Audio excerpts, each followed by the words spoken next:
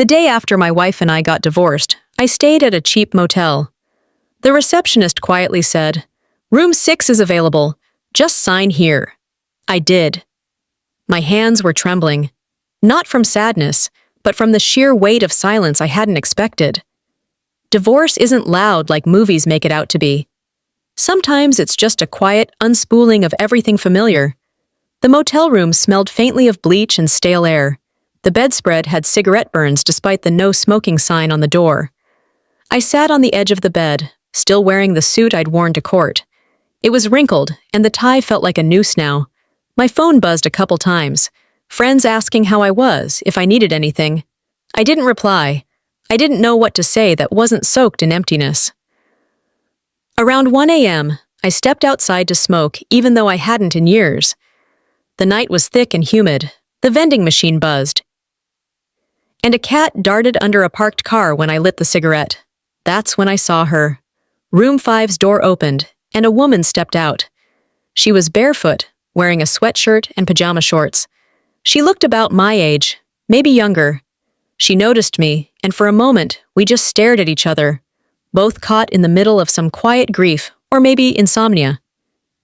"You smoke?" I asked.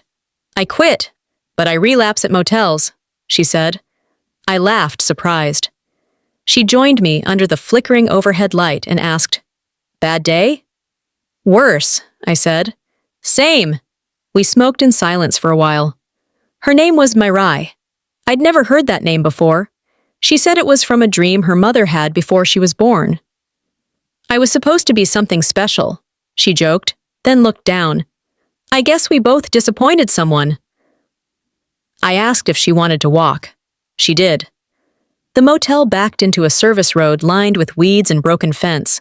We walked it like two ghosts unsure of where they'd died.